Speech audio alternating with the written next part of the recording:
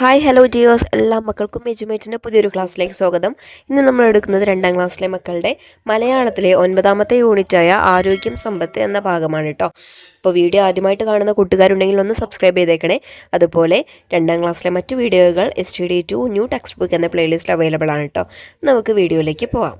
നോക്കൂ, ആരോഗ്യം സമ്പത്ത് അതാണല്ലേ നമ്മുടെ ചാപ്റ്റർ പേര്. നോക്കൂ, ഇവിടെ പിക്ചറിൽ ആരൊക്കെയാണ് കാണുന്നത് മക്കള്? ഒരു കൊതുകുണ്ട്, അതുപോലെ തന്നെ ഒരു ഈച്ചയുണ്ട് അല്ലേ. അവർ രണ്ടുപേരും എന്താണ്, നമുക്ക് അസുഖങ്ങൾ ഉണ്ടാക്കി തരുന്നതാണല്ലേ. കൊതുക് ഡെങ്കിപ്പനി പോലുള്ള പല പല പനികളും ഉണ്ടാക്കി തരും. അതുപോലെ തന്നെ ഈച്ചയും ഒരുപാട് അസുഖങ്ങൾ തരുന്ന ഒരു ജീവിയാണല്ലേ. അപ്പം ഇവരിൽ നിന്നൊക്കെ നമ്മൾ എന്താവണം, സേഫായിട്ടിരിക്കണം അല്ലേ, സംരക്ഷിക്കണം, അല്ലെങ്കിൽ നമ്മൾ സുരക്ഷിതരായിട്ടിരിക്കണം. നോക്കൂ, എന്താണ് ഇവർ പറയുന്നത്? അയ്യോ, വിശന്നിട്ട് വയ്യ. കുറുമ്പനീച്ച അലറിക്കരഞ്ഞു. എൻ്റെ വിശപ്പ് മാറിക്കിട്ടി. കൊതിച്ച് കൊതുക് ആശ്വാസത്തോടെ പറഞ്ഞു. അതെങ്ങനെ? കുറുമ്പൻ ചോദിച്ചു. ദാ അവിടെ ഒരു ചെറുക്കൻ, ഞാനവനെ കുത്തി. നല്ല രുചിയുള്ള ചോര. അപ്പം എന്താ കൊതുക് പറയുന്നത്? ഞാനൊരു കുട്ടിയുടെ ചോര കുടിച്ച് എൻ്റെ വിശപ്പ് മാറി. പക്ഷേ ഈച്ചയുടേതോ വിശപ്പ് മാറിയിട്ടില്ല അല്ലേ. ഇനി നോക്കൂ, കൊതിച്ച് കൊതുക് ചിരിച്ചു. അയ്യോ, വിശക്കുന്നേ. കുറുമ്പൻ പിന്നെയും നിലവിളിച്ചു. അതാ ആ ചെറുക്കൻ, അവൻ ഭക്ഷണത്തിൻ്റെ മുന്നിലാണ്. നിനക്ക് എന്തെങ്കിലും കിട്ടാനിടയുണ്ട്. കൊതിച്ചി കുറുമ്പനെ സമാധാനിപ്പിച്ചു. ഒറ്റയ്ക്ക് പോകാൻ പേടിയാവുന്നു.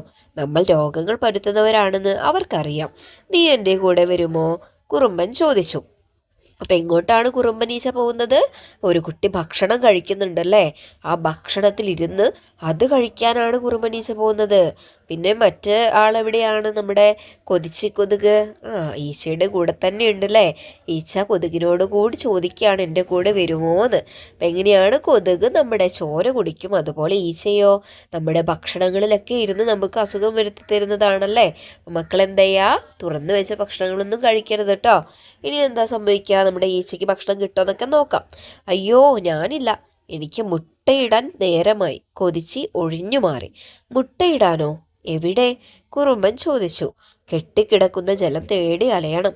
കൊതിച്ച് പറഞ്ഞു. എന്നാൽ ഞാൻ പോയി എന്തെങ്കിലും തിന്നട്ടെ, നമുക്ക് പിന്നെ കാണാം. കുറുമ്പൻ ഭക്ഷണമേശയ്ക്ക് നേരെ പറന്നു. നമ്മുടെ കൊതിച്ച് കൊതുക് എങ്ങോട്ടാ മക്കളെ പോകുന്നത്? മുട്ടയിടാനാണല്ലേ പോകുന്നത്. എവിടെയാ കൊതുക് മുട്ടയിടുന്നത്? നമ്മുടെ പരിസരങ്ങളിലൊക്കെ വെള്ളം കെട്ടിക്കിടക്കാറില്ലേ, ചില പാത്രങ്ങളുടെ അടപ്പുകളിൽ, അല്ലെങ്കിൽ എവിടെയെങ്കിലും കുഴിയുണ്ടെങ്കിൽ അവിടെ അല്ലേ, പ്ലാസ്റ്റിക് കവറുകളിലൊക്കെ ഉണ്ടാവുമല്ലേ വെള്ളം കെട്ടിക്കിടക്കുന്നു. ആ വെള്ളത്തിലൊക്കെ കൊതുക് മുട്ടയിടും. ഇനി മക്കൾ എന്ത് ചെയ്യണം? അങ്ങനത്തെ വെള്ളം കെട്ടിക്കിടക്കുന്ന അടപ്പുകളോ പാത്രങ്ങളൊക്കെ കാണുകയാണെങ്കിൽ അതിലെ വെള്ളമൊക്കെ ഒഴിവാക്കണം കേട്ടോ. എന്നിട്ട് അത് ഉണക്കി വേറെ എവിടെയെങ്കിലും വെക്കണേ. വെള്ളം കെട്ടിക്കിടക്കാൻ നമ്മൾ സമ്മതിക്കരുത് അല്ലേ. ഇപ്പം നമ്മുടെ കുറുമ്പനീച്ച എങ്ങോട്ടാ പോയേ? ഭക്ഷണമേശയ്ക്ക് നേരെ പറന്നു പോയല്ലേ. കൊതിച്ച് കൊതിയനീച്ച പറന്നു വന്നു. പറന്നു വന്നു. ചേറിലും ചോറിലും മാറി മാറിയിരുന്നു. കൊതിച്ച് കൊതുകൊരുത്തി പറന്നു വന്നു. പറന്നു വന്നു. സൂചി കുത്തി ചോരയൂറ്റി മൂളി മൂളി പറന്നു. എങ്ങനെയാണ്? കൊതിച്ച് ഈച്ച എങ്ങനെയാ വന്നത്? പറന്ന് വന്നിട്ട് ചേറിലും, ചേറെന്ന് പറഞ്ഞാൽ ചെളിയിലും അതുപോലെ നമ്മുടെ ചോറിലും നമ്മുടെ ഭക്ഷണത്തിലൊക്കെ ഇരുന്നു അല്ലേ. അപ്പം നമുക്ക് എന്താവും? അസുഖങ്ങൾ വരും. അതുപോലെ കൊതുക് എന്താ ചെയ്തേ? കൊതിച്ച് കൊതുക് എങ്ങനെ വന്ന്? സൂചി കുത്തി ചോരയൂറ്റി അല്ലേ. നമ്മുടെ ദേഹത്ത് കുത്തുമ്പോൾ നല്ല ചൊറിച്ചിലും വേദനയൊക്കെ ഉണ്ടാവും അല്ലേ. സൂചി പോലെയാണ്. അപ്പം സൂചി പോലെ കുത്തിയിട്ട് നമ്മുടെ ചോര ഊറ്റി കുടിച്ച് പറന്നുപോയി എന്നാണ് അവിടെ പറയുന്നത്. ഇനി നോക്കൂ, നെക്സ്റ്റ് ക്വസ്റ്റ്യൻസ് ആളുണ്ട്. 2 ചോദ്യങ്ങളുണ്ട് കേട്ടോ. നമുക്ക് കഥ വായിച്ചല്ലോ. കഥാപാത്രങ്ങൾ ആരൊക്കെയാണ് എന്നാണ് നമ്മളോട് പറയുന്നത്. ആരെല്ലാമാണ് മക്കളെ? കൊതിച്ച് കൊതുകും അതുപോലെ കുറുമ്പനീച്ചയും അല്ലേ. നെക്സ്റ്റ് നോക്കൂ, ഭക്ഷണം തേടിപ്പോയ കുറുമ്പനീച്ചയ്ക്ക് എന്ത് സംഭവിച്ചിട്ടുണ്ടാകും എന്നാണ് പറയുന്നത്. അപ്പം എന്ത് സംഭവിച്ചിട്ടുണ്ടാവും? ഭക്ഷണം കിട്ടിയിട്ടുണ്ടാകാം, അല്ലെങ്കിൽ കുട്ടി കുറുമ്പനീച്ചയെ ആട്ടിപ്പായച്ചിട്ടുണ്ടാകും. നോക്കൂ, നമുക്കവിടെ ചിത്രം തന്നിട്ടുണ്ടല്ലേ. കുട്ടി ചോറിന് മുമ്പിൽ ഇരിക്കുകയാണ്. അപ്പം കുറുമ്പനീച്ച ഓടി വരുന്നുണ്ട്. അപ്പം എന്താ കുട്ടി ചെയ്യുന്നേ? കൈ കൊണ്ട് ആട്ടുന്നുണ്ട് അല്ലേ. ഇനി ആ ചിത്രത്തിന് താഴെ നോക്കൂ, വായിക്കാം. ഊണ് കഴിക്കുന്ന സിദ്ധു. കുറുമ്പനീച്ച പറന്നു വരുന്നു. പാത്രത്തിന് ചുറ്റും പാറി നടക്കുന്നു. കുറുമ്പനീച്ച. വിശക്കുന്നേ. സിദ്ധു. അയ്യേ ഈച്ച. കുറുമ്പൻ പാത്രത്തിലിരിക്കാൻ ശ്രമിക്കുന്നു. സിദ്ധു ആട്ടിപ്പായിക്കുന്നു. ഈച്ച പിന്നെയും ചുറ്റി പറക്കുന്നു. കുറുമ്പൻ ഈച്ച വിശക്കുന്നേ വിശക്കുന്നേ. എന്താ സംഭവിക്കുന്നേ? സിദ്ധു എന്ന് പറഞ്ഞ ആ കുട്ടി ഈച്ചയെ ആട്ടിപ്പായിക്കുന്നുണ്ടല്ലേ. ഇനി അടുത്ത ചിത്രം നോക്കൂ. എന്താണ് അവിടെ? മുത്തശ്ശി കൂടി വരുന്നുണ്ടല്ലേ. നമ്മുടെ കുറുമ്പൻ ഈച്ചയെ ആട്ടിപ്പായിക്കാൻ വരുന്നതാവും. നമുക്ക് നോക്കാം. സിദ്ധു, മുത്തശ്ശി ഓടിവാ, ഈച്ച എൻ്റെ പാത്രത്തിലിരിക്കുന്നു. മുത്തശ്ശി വരുന്നു. മുത്തശ്ശി, ഈച്ചയെ ആട്ടിപ്പായിക്ക്. സിദ്ധു, ഈച്ച പിന്നെയും വരുന്നു മുത്തശ്ശി. മുത്തശ്ശിയും സിദ്ധുവും ചേർന്ന് ഈച്ചയെ തുരത്തുന്നു. മുത്തശ്ശി, ഈച്ചയെ ആട്ടിപ്പായിച്ചല്ലോ, ഇനി ഊണ് കഴിക്കാം. സിദ്ധു ഊണ് കഴിക്കുന്നു. ഇപ്പം എന്താ സംഭവിച്ചേ? മുത്തശ്ശിയും സിദ്ധുവും കൂടി ചേർന്ന് ഈച്ചയെ തുരത്തി അല്ലേ, ആട്ടിപ്പായിച്ചു. പിന്നീട് അവര് ഊണ് കഴിക്കാൻ വേണ്ടി ഇരുന്നു അല്ലേ. ഇനി എന്ത് തന്നിട്ടുള്ളത്? നമുക്ക് കുറച്ച് ക്വസ്റ്റ്യൻസ് ആണ് തന്നിട്ടുണ്ട് അല്ലേ. ഒന്നാമത്തെ ചോദ്യം എന്താണ്? നാടകമാക്കാം. പാഠഭാഗം കൂട്ടുകാരൊടുത്ത് അഭിനയിക്കാം എന്നാണ് പറയുന്നത്. അപ്പൊ ആരെല്ലാം വേണം? കഥാപാത്രങ്ങളായി കുറുമ്പനീച്ച, കൊതിച്ചിക്കൊതുക്, സിദ്ധു, പിന്നെ മുത്തശ്ശി. ഇത്രയും കഥാപാത്രങ്ങളാണ് അതിലുള്ളതല്ലേ. മക്കളുടെ കൂട്ടുകാരോടൊത്ത് അഭിനയിച്ച് കാണിക്കണേ. രണ്ടാമത്തെ ചോദ്യം എന്താണ്? പറഞ്ഞതാര്? വരച്ചു ചേർക്കാം. നല്ല രുചിയുള്ള ചോര. അതാരായിരിക്കും? കൊതുകാണ്. അപ്പൊ കൊതുകിന് നേരെ വരയ്ക്കാം. അയ്യോ വിശക്കുന്നേ. ആരാത് പറഞ്ഞിട്ടുള്ളത്? കുറുമ്പൻ ഈച്ചയാണല്ലേ. ഈച്ചയ്ക്ക് നേരെ വരച്ചോളൂ. ഈച്ചയെ ആട്ടിപ്പായിക്ക്. അതാരാ പറഞ്ഞത് മക്കളെ? മുത്തശ്ശിയാണ് പറഞ്ഞത്. അവസാനത്തെ നോക്കൂ. ഈച്ച എൻ്റെ പാത്രത്തിലിരിക്കുന്നു. ആരുടെ പാത്രത്തിലാണ് ഈച്ച ഇരുന്നത്? അതാരായിരിക്കും പറഞ്ഞത്? സിദ്ധു ആണല്ലേ. അപ്പൊ സിദ്ധുവിന് നേരെയും വരച്ചു ചേർക്കുക. ഇനി നോക്കൂ, നാരങ്ങ വെള്ളം ഉണ്ടാക്കാം. നമ്മളോട് ഇനി എന്താ പറയുന്നേ? നാരങ്ങ വെള്ളം ഉണ്ടാക്കാനാണ് കേട്ടോ. അവധി ദിനമാണ്. സിദ്ധുവും കൂട്ടുകാരും കളിയോട് കളി തന്നെ. ഷോ, വല്ലാത്ത ദാഹം, നാരങ്ങ വെള്ളം ഉണ്ടാക്കാം. സിദ്ധു വീട്ടിലേക്ക് ഓടി. നാരങ്ങ എടുത്ത് മുറിച്ചു, വെള്ളം എടുത്തു. നീ കൈ കഴുകിയോ സിദ്ധു? മുത്തശ്ശി കണ്ടുപിടിച്ചു. അയ്യോ, കൈ കഴുകാൻ മറന്നുപോയി. നീ പാത്രം കഴുകിയോ സിദ്ധു? നാരങ്ങ കഴുകിയോ സിദ്ധു? അപ്പം അങ്ങനെ ഓരോരോ ചോദ്യങ്ങളായിട്ട് മുത്തശ്ശി സിദ്ധുവിനോട് ചോദിക്കുകയാണല്ലേ. നമ്മൾ എന്തുണ്ടാക്കുകയാണെങ്കിലും ആദ്യം എന്താ ചെയ്യേണ്ട മക്കളെ? അതിൻ്റെ പാത്രം കഴുകണം. അതുപോലെ എന്താണോ ഉണ്ടാക്കുന്നത് അത് കഴുകണം. അപ്പോൾ ഫ്രൂട്ട്സും വെജിറ്റബിൾസൊക്കെ ആണെങ്കിൽ മക്കളതെല്ലാം കഴിക്കുന്നതിന് ശേഷം മാത്രമേ പാചകം ചെയ്യാൻ പാടുള്ളൂ അല്ലേ. അതുപോലെ ഏറ്റവും പ്രധാനപ്പെട്ടത് എന്താണ്? നമ്മുടെ കൈ കഴുകണം. എന്തുണ്ടാക്കുമ്പോഴും നമ്മൾ ഭക്ഷണം കഴിക്കുമ്പോഴൊക്കെ നമ്മൾ എന്ത് ചെയ്യണം? അതെ, അതിനു മുമ്പായിട്ട് കൈ കഴുകണം. കൈയും വായും കഴുകണം അല്ലേ. അല്ലെങ്കിൽ എന്താവും? നമുക്ക് അസുഖം വരും അല്ലേ. അതിന് താഴെ നോക്കൂ. സിദ്ധുവും കൂട്ടുകാരും നാരങ്ങ വെള്ളം ഉണ്ടാക്കുന്നത് കണ്ടോ? ഒരുപാട് നാരങ്ങയുണ്ടല്ലേ. അപ്പം 4 കൂട്ടുകാരും ഉണ്ട്. അതിന് താഴെയുള്ള ക്വസ്റ്റ്യൻ നോക്കൂ. ശുചിത്വ ശീലങ്ങൾ പാലിച്ച് നമുക്ക് ക്ലാസ്സിൽ നാരങ്ങ വെള്ളം ഉണ്ടാക്കിയാലോ എന്നാണ് പറയുന്നത്. അപ്പം എന്തെല്ലാമായിരിക്കും മക്കളെ ശുചിത്വ ശീലങ്ങൾ? കൈ കഴുകണം, പാത്രങ്ങൾ കഴുകണം, ഗ്ലാസുകൾ കഴുകണം, നാരങ്ങ കഴുകണം, കത്തി കഴുകണം അല്ലേ. ഇത്രയും കാര്യങ്ങളെല്ലാം നിങ്ങൾ എന്ത് ചെയ്യണം? ശീലിക്കണം. ഓക്കെ. പിന്നെ ഉണ്ടാക്കിയ നാരങ്ങ വെള്ളം ബാക്കിയുണ്ടെങ്കിൽ എന്ത് ചെയ്യണം? അടച്ചുകൂടി വെക്കണം അല്ലേ. ഇനി അടുത്തത് നോക്കൂ. വിലയിരുത്താം. ചെയ്യേണ്ടവ: ഞാൻ ചെയ്തത് ടിക്കടയാളം, ഞാൻ ചെയ്യാത്തത് തെറ്റടയാളം. അപ്പം ഇവിടെ നമുക്ക് എന്ത് തന്നിട്ടുണ്ട്? ഒരു ടേബിൾ തന്നിട്ടുണ്ടല്ലേ. എന്തെല്ലാമാണ് നമ്മൾ ചെയ്തത്, എന്തെല്ലാമാണ് ചെയ്യാത്തത്. ചെയ്തിട്ടുണ്ടെങ്കിൽ അതിന് നേരെ ശരി അടയാളപ്പെടുത്തുക. ചെയ്തിട്ടില്ലെങ്കിൽ അതിന് നേരെ തെറ്റടയാളപ്പെടുത്തുക. ടീച്ചറെ കുട്ടികളെല്ലാം നല്ല കുട്ടികളാണെന്ന് എനിക്കറിയാം. അതുകൊണ്ട് തന്നെ നമുക്ക് ഓരോന്ന് ചെയ്തു നോക്കാം. നല്ല ശീലങ്ങളാണെങ്കിൽ ടിക്കിടാലോ. ഓക്കെ. നോക്കൂ, ആദ്യത്തെ എന്താണ്? കൈ കഴുകി. മക്കൾ ചെയ്തിട്ടില്ലേ? അപ്പോൾ നമ്മൾക്ക് അതിന് നേരെ എന്ത് ചെയ്യാം? ടിക്കിടാം. നാരങ്ങ കഴുകി. നാരങ്ങ കഴുകിയിട്ടുണ്ടാവും അല്ലേ. അപ്പോൾ അതിന് നേരെ ശരി എഴുതാം. പാത്രം കഴുകി. പാത്രം കഴുകണം. ശുചിത്വശീലങ്ങളെല്ലാം പാലിക്കണം എന്നല്ലേ. അപ്പോൾ പാത്രം കഴുകി. അതിന് നേരെ ടിക്കിടാം. തിളപ്പിച്ചാറിയ വെള്ളം ഉപയോഗിച്ചു. നല്ല കുട്ടികൾ എല്ലാവരും എങ്ങനെയാണ്? തിളപ്പിച്ചാറിയ വെള്ളം ഉപയോഗിക്കുകയുള്ളൂ അല്ലേ. പച്ചവെള്ളത്തിൽ ഒരുപാട് അസുഖങ്ങൾ വരാൻ സാധ്യതയുണ്ട്. സോ നമ്മൾ എപ്പോഴും തിളപ്പിച്ചാറിയ വെള്ളം വേണം ഉപയോഗിക്കാൻ, കുടിക്കാനും മറ്റെന്തിനും കേട്ടോ. അപ്പോൾ അതിനും ടിക്കിടണം. ഇനി അടുത്തത് നോക്കൂ. ഞങ്ങൾ രോഗം പരത്തും. ചിത്രം നോക്കൂ. ഈ ജീവികൾ പരത്തുന്ന രോഗങ്ങൾ കണ്ടെത്തി എഴുതാം എന്നാണ് പറഞ്ഞിട്ടുള്ളത് കേട്ടോ. അപ്പം അതിന് താഴെ നമുക്കൊരു കോളത്തിൽ 4 അസുഖങ്ങളുടെ പേര് തന്നിട്ടുണ്ട്. ഏതെല്ലാമാണ് മക്കളെ അത്? മന്ത്, എലിപ്പനി, നിപ്പ, കോളറ അല്ലേ? അതിന് താഴെ കുറച്ച് ജീവികളുണ്ട്. ഇവരൊക്കെയാണ് എന്ത് നമുക്ക് അസുഖങ്ങൾ തരുന്നത് അല്ലേ? ആരൊക്കെയാണ് നോക്കൂ, എലിയുണ്ട്, ഈച്ചയുണ്ട്, കൊതുകുണ്ട്, അതുപോലെ വവ്വാലും ഉണ്ട്. അപ്പം ആരെല്ലാമാണ് എന്തെല്ലാമാണ് ഉണ്ടാക്കുന്നത് നമുക്ക് കണ്ടുപിടിക്കാലോ. ഒന്നാമത്തേത് ആരാണ്? എലിയാണല്ലേ. എലി എന്താണ് മക്കളെ പരത്തുന്നത്? എലിപ്പനിയാണ്. ഈച്ച എന്താ ഏത് അസുഖമാണ് മക്കളെ ഉണ്ടാക്കുന്നത്? കോളറയാണ് കേട്ടോ. മൂന്നാമത്തേത് ആരാണ്? കൊതുകാണ്. കൊതുക് പരത്തുന്ന രോഗങ്ങളിൽ ഒന്നാണ് ഏത്? മന്ത്.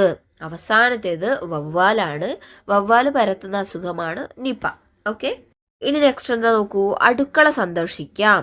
സിദ്ധുവും കൂട്ടുകാരും സ്കൂളിലെ അടുക്കള സന്ദർശനത്തിന്റെ ഭാഗമായി തയ്യാറാക്കിയ സൂചകങ്ങൾ നോക്കൂ. ഈ സൂചകങ്ങൾ ഉപയോഗിച്ച് നിങ്ങളുടെ സ്കൂളിലെ അടുക്കള സന്ദർശിച്ച് വിവരങ്ങൾ ശേഖരിക്കൂ. മക്കളോട് എന്താ പറഞ്ഞിട്ടുള്ളത്? നിങ്ങളുടെ അടുക്കള, സ്കൂളിന്റെ അടുക്കള പരിശോധിക്കാനാണ് പറയുന്നത് കേട്ടോ.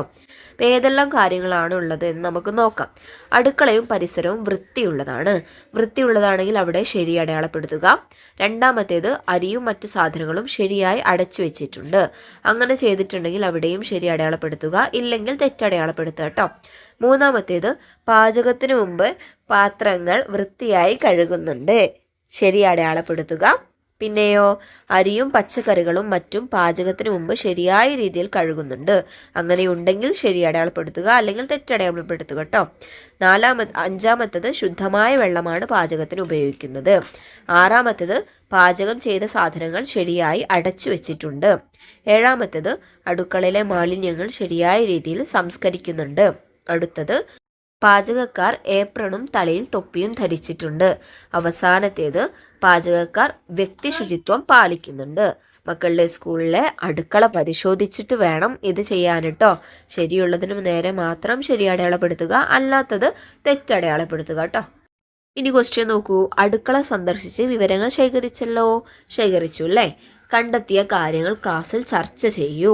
അപ്പം എന്തെല്ലാം കാര്യങ്ങളാണ് നിങ്ങൾ കണ്ടെത്തിയത് എന്നാണ് ചോദിക്കുന്നത് കേട്ടോ. എന്നിട്ടോ ഹെഡ് മാസ്റ്റർക്ക് നൽകാൻ ഒരു കത്ത് തയ്യാറാക്കാമെന്നാണ് പറയുന്നത്. നിങ്ങളുടെ സ്കൂളിലെ ഹെഡ് മാസ്റ്ററിന് നമ്മൾ അടുക്കളയെക്കുറിച്ചുള്ള കാര്യങ്ങളൊക്കെ പറഞ്ഞൊരു കത്ത് തയ്യാറാക്കാനാണ് പറയുന്നത്. ഇനി മക്കളുടെ അടുക്കളയിൽ എല്ലാവിധ സാമഗ്രികളൊക്കെ ഉണ്ടെന്നുണ്ടെങ്കിൽ എന്ത് ചെയ്യാം? ഹെഡ് മാസ്റ്ററിന് നന്ദി പറഞ്ഞുകൊണ്ട് നമുക്ക് കത്ത് തയ്യാറാക്കാമല്ലോ അല്ലേ? ഞങ്ങളുടെ അടുക്കളയിൽ ഇത്രയും കാര്യങ്ങളൊക്കെ ഉണ്ട്, അതിനെല്ലാം സഹായിച്ച ഹെഡ് മാസ്റ്ററിന് നന്ദി എന്നൊക്കെ പറഞ്ഞിട്ട് നിങ്ങൾക്ക് കത്ത് തയ്യാറാക്കാം. നമുക്ക് എന്തെങ്കിലും ഒന്ന് എഴുതി നോക്കാം കേട്ടോ. അത് നമ്മൾ എന്ത് ചെയ്യണം? ഒരു കത്ത് എഴുതുമ്പോൾ ബോക്സ് വേണം, അതുപോലെ ഡേറ്റും സ്ഥലവും ഒക്കെ വേണം കേട്ടോ. എന്നിട്ട് ബഹുമാനപ്പെട്ട സാർ, ഞങ്ങളുടെ ക്ലാസ്സിലെ പഠന പ്രവർത്തനത്തിൻ്റെ ഭാഗമായി ഇന്ന് ഞങ്ങൾ സ്കൂൾ അടുക്കള സന്ദർശിക്കുകയുണ്ടായി. സന്ദർശന വേളയിൽ ഞങ്ങൾ നിരീക്ഷിച്ച കാര്യങ്ങൾ താഴെ പറയുന്നവയാണ്. അടുക്കളയും പരിസരവും വളരെ വൃത്തിയുള്ളതാണ്. ഭക്ഷ്യസാധനങ്ങളും പാകം ചെയ്ത ഭക്ഷണവും ശരിയായ രീതിയിൽ അടച്ചു വെച്ചിട്ടുണ്ട്. ശുദ്ധമായ വെള്ളമാണ് പാചകത്തിന് ഉപയോഗിക്കുന്നത്. അരിയും പച്ചക്കറികളും കഴുകി വൃത്തിയാക്കിയ ശേഷമാണ് പാചകം ചെയ്യുന്നത്. മാലിന്യങ്ങൾ ശരിയായ രീതിയിൽ സംസ്കരിക്കുന്നുണ്ട്. പാചകക്കാർ ഏപ്രൺ, തലയിൽ തൊപ്പി എന്നിവ ധരിക്കുകയും വ്യക്തി ശുചിത്വം പാലിക്കുകയും ചെയ്യുന്നുണ്ട്. സ്കൂളിൽ വളരെ ആരോഗ്യകരമായ സാഹചര്യത്തിലാണ് ഭക്ഷണം പാകം ചെയ്യുന്നതെന്ന് ഞങ്ങൾക്ക് ബോധ്യപ്പെട്ടു. ഇതിനാവശ്യമായ സൗകര്യങ്ങൾ ഒരുക്കിത്തന്ന സാറിനോട് ഞങ്ങൾ നന്ദി അറിയിക്കുന്നു. വിശ്വസ്തയോടെ ഒപ്പ് സിദ്ധുവും കൂട്ടുകാരും. ഇങ്ങനെയാണ് നമ്മൾ നന്ദി അറിയിച്ചുകൊണ്ട് നമ്മുടെ ഹെഡ് മാസ്റ്ററിനോട് കത്ത് തയ്യാറാക്കുന്നത് കേട്ടോ. അടുത്തത് നോക്കൂ. ടെലിവിഷനിൽ വാർത്ത വായിക്കാം. എന്താണ് അവിടെ? TV തന്നിട്ടുണ്ട്. നമ്മളെല്ലാവരും TV-യിൽ ന്യൂസ് കാണുന്നുണ്ടല്ലേ? അപ്പം നോക്കൂ, എന്താണ് ഇവിടെ തന്നിട്ടുള്ള വാർത്ത? പ്രധാന വാർത്തകൾ. പനി പടരുന്നു. എന്താണ് മക്കളെ? പനി പടരുന്നു എന്നാണല്ലേ പറഞ്ഞിട്ടുള്ളത്. അവിടെ ഒരു പിക്ചറും തന്നിട്ടുണ്ട്, കുട്ടികൾ ഹോസ്പിറ്റലിൽ കിടക്കുന്നതും അതുപോലെ തെർമോമീറ്റർ വായിൽ വെക്കുന്നതൊക്കെ ആയിട്ടല്ലേ. ഇതിന് താഴെ നോക്കൂ, നമുക്ക് എന്താണ് വായിക്കേണ്ടത് എന്നുള്ളത് തന്നിട്ടുണ്ടല്ലേ. നമുക്കത് പത്രപ്രവർത്തകർ വായിക്കുന്ന പോലെ വായിച്ചു നോക്കിയാലോ? വരും. നമസ്കാരം. വാർത്തകൾ വായിക്കുന്നത് മഞ്ജരി. മഴക്കാലം തുടങ്ങിയതോടെ രോഗങ്ങളും വരവായി. പനിയും ഛർദിയും വയറിളക്കവും ബാധിച്ച് നൂറുകണക്കിന് ആളുകളെ വിവിധ ആശുപത്രികളിൽ പ്രവേശിപ്പിച്ചു. എലിയും ഈച്ചയും കൊതുകും പെരുകിയതാണ് രോഗകാരണമെന്നാണ് ആരോഗ്യവകുപ്പ് അറിയിച്ചു. പരിസര ശുചീകരണത്തിനായി എല്ലാ ഞായറാഴ്ചയും ഡ്രൈ ഡേ ആചരിക്കണമെന്ന് സർക്കാർ ഉത്തരവിട്ടു. അപ്പം ഇങ്ങനെയാണ് നമുക്കൊരു വാർത്ത തന്നിട്ടുള്ളത്. ഡ്രൈ ഡേ എന്ന് പറഞ്ഞാൽ എന്താണ് മക്കളെ? മിസ് പറഞ്ഞില്ലേ നമ്മുടെ പരിസരമൊക്കെ വൃത്തിയാക്കണമെന്ന്. അതിനെയാണ് ഡ്രൈ ഡേ എന്ന് പറയുന്നത് കേട്ടോ. വെള്ളം കെട്ടിക്കിടക്കുന്നതൊക്കെ ഒഴിവാക്കി പാത്രങ്ങളൊക്കെ ഉണക്കി പരിസരമൊക്കെ വൃത്തിയാക്കുന്നതിനെയാണ് ഡ്രൈ ഡേ എന്ന് പറയുന്നത്.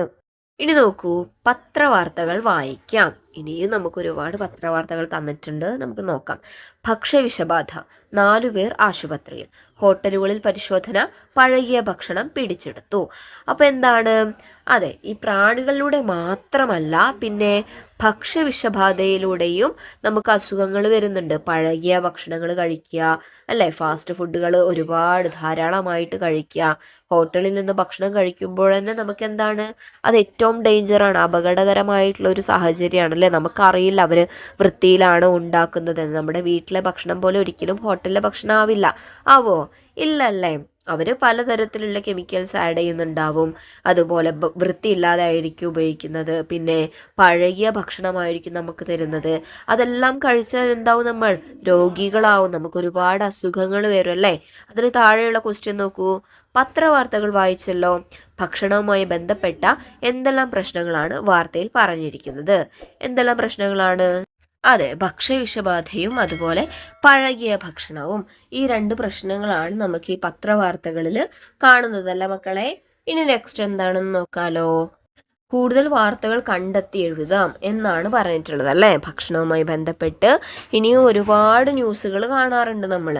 ഇപ്പോൾ ടി വിയിലും അതുപോലെ എന്താ പറയുക ന്യൂസ് പേപ്പറിലൊക്കെ ആയിട്ട് ഉണ്ടാവാറുണ്ട്, അല്ലേ. അപ്പം നമുക്ക് ഇനിയും കൂടുതൽ വാർത്തകൾ കണ്ടെത്തി അവിടെ എഴുതാനാണ് പറഞ്ഞിട്ടുള്ളത്. നമുക്ക് എന്തായാലും കുറച്ച് വാർത്തകൾ എഴുതി നോക്കാം കേട്ടോ. നോക്കൂ, ടീച്ചർ ഇവിടെ കുറച്ച് വാർത്തകൾ തന്നിട്ടുണ്ട്. ലൈസൻസ് ഇല്ലാതെ പ്രവർത്തിച്ച 5 ഹോട്ടലുകൾ ആരോഗ്യവകുപ്പ് പൂട്ടിച്ചു. വിപണിയിൽ മായം ചേർത്ത വെളിച്ചെണ്ണ വ്യാപകം, കർശന പരിശോധന തുടരുന്നു. ഷവർമ്മ കഴിച്ച് ഭക്ഷ്യവിഷബാധ, കടയുടമയെ പോലീസ് കസ്റ്റഡിയിലെടുത്തു. ഭക്ഷ്യസുരക്ഷാ മാനദണ്ഡങ്ങൾ പാലിക്കാത്ത സ്ഥാപനങ്ങൾക്കെതിരെ നടപടി. അപ്പൊ ഭക്ഷണവുമായി ബന്ധപ്പെട്ട് നമുക്ക് കുറച്ച് പത്രവാർത്തകളൊക്കെ ശേഖരിച്ച് എഴുതാട്ടോ. ഇതൊന്നുമല്ല, ഒരുപാട് വാർത്തകൾ ഉണ്ടാവും, മക്കളതെല്ലാം ശേഖരിച്ച് എഴുതണേ. ഇനി എന്താ നോക്കൂ, ശുചിത്വ സന്ദേശ റാലി. സിദ്ധുവിന്റെ ക്ലാസ്സിലെ കൂട്ടുകാരെല്ലാം ചേർന്ന് ശുചിത്വ സന്ദേശ റാലി നടത്താൻ ഒരുങ്ങുകയാണ്. സന്ദേശവാക്യങ്ങളുള്ള പ്ലക്കാർഡുകൾ തയ്യാറാക്കണം. എന്തൊക്കെ വാക്യങ്ങളാണ് എഴുതേണ്ടത് എന്നാണ് നമ്മളോട് ചോദിച്ചിട്ടുള്ളത്, അല്ലേ. അപ്പൊ എന്തിനെ കുറിച്ചാണ് മക്കളെ? ശുചിത്വം പാലിക്കുന്നതിനെ കുറിച്ചുള്ള പ്ലക്കാർഡുകൾ, അതിലേക്കുള്ള മുദ്രാവാക്യങ്ങളൊക്കെയാണ് നമ്മളോട് എഴുതാൻ പറഞ്ഞിട്ടുള്ളത്. 1-2 നമുക്ക് ആ ചിത്രത്തിൽ തന്നിട്ടുണ്ട്, അല്ലേ. നോക്കൂ ആ ചിത്രം ഒന്ന് നോക്കൂ. ഭക്ഷണം വലിച്ചെറിയരുത്.